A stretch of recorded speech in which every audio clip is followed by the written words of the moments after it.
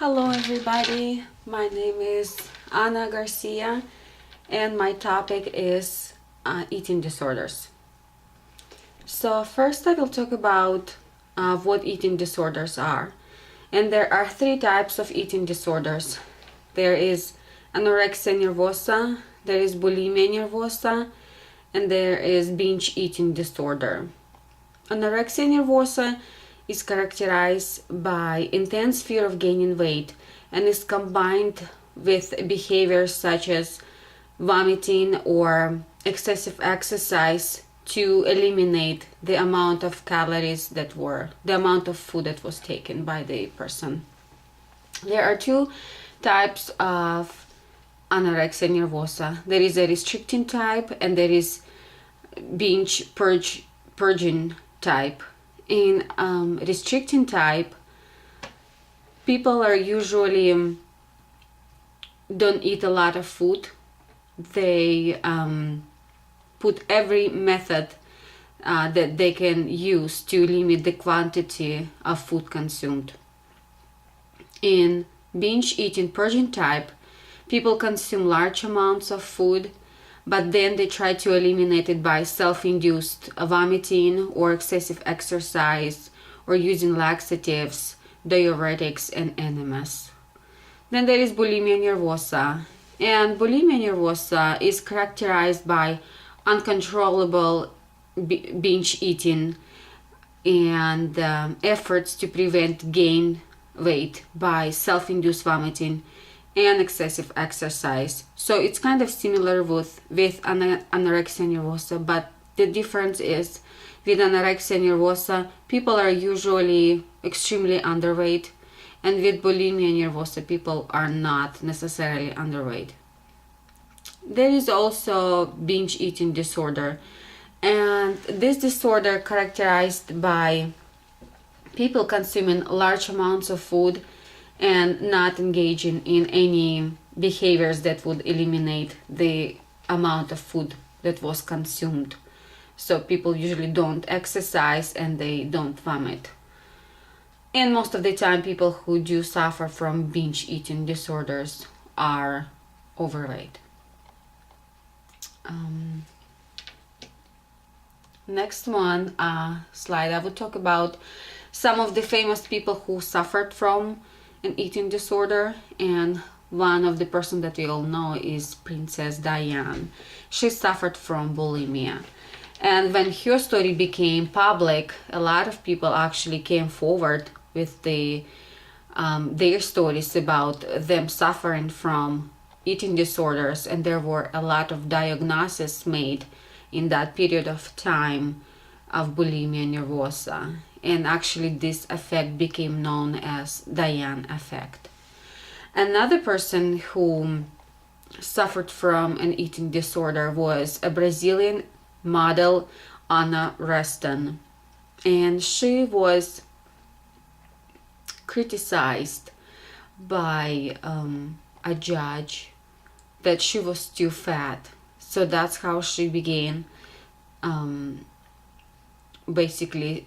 that's how she began her anorexia nervosa path. And her diet consisted of apples and tomatoes. She weighed 88 pounds when she died from the medical complications of anorexia nervosa. Now I'll talk about statistics of these eating disorders in the United States. Almost 50% of people who are diagnosed with eating disorder, they are also diagnosed with depression. Only 1 in every 10 women or men do receive treatments.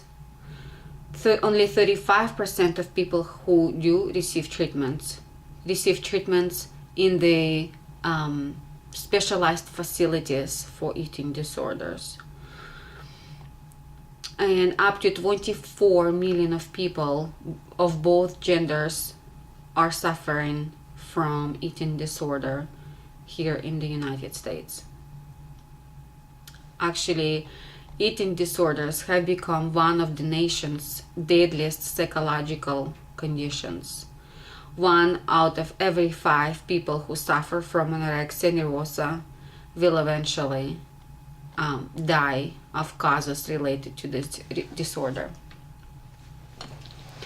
And this part of judge, that's where I will analyze the data I have presented so far and talk about possible causes that we have in our society. And one of the causes is the ideals of beauty that are associated with thinness. A lot of young girls think that being pretty, being beautiful means being slim. And of course that's not the case, but that's a lot of young people, that's what they think. There is also environmental influences such as peer pressure and societal expectations. There is also abundance of fast food restaurants that do not have the best food, that actually when people consume it, people gain weight rapidly. Also large portions. Whenever you go out to eat, pay attention to your portion. Most of the time it's large, and I think it's really not necessary to have such a large portions. Also, there are genetic and biological risk factors. Kids that grow up in families where both parents or a parent suffered from some sort of eating disorder most likely have a higher chance of developing an eating disorder when they reach their teenage years or adulthood. And this part, it's ACT part, that's where I will give some suggestions on what we can do to change this problem that we have in our society, whether it could be changes in laws, social structure, certain practices, education. And also I will talk about some current programs that do exist, and they have some success rate in reducing disorders, eating disorders. First of all, of course, changing the concept of beauty that is associated with being slim. A lot of girls should be encouraged to love themselves, to embrace their bodies and their weight, their shape and forms. Also educating people on what eating disorders are and how they can impact your life. And I'm not talking about positive impact, I'm talking about negative impacts. Side effects of, let's say, anorexia nervosa, osteoporosis, amenorrhea, that's when you stop menstruating, lanuga, that's a fine layer of hair that usually people with anorexia nervosa develop. They are covered with this thin hair, facial hair. Then thinning of your hair, brittle nails, bones, just failure, kidney failure. There are so many side effects, and I think young people in schools, colleges, and universities should be educated about this. Also, now I will talk about certain programs that exist, and one of them called Cognitive Dissonate. And participants in this program, they critique the thin ideal standard of female beauty through a series of verbal, written, and behavioral group exercises. And actually this program has a success rate of 60% in reduction in eating disorders. Another prevention effort is using the power of the web and web-based program of learning modules that promote health and help prevent eating disorders among children. And also psychotherapy interventions for people who suffer from eating disorders. Cognitive behavioral therapy and family therapy are very effective as well. And that would be it. Thank you for listening. Bye.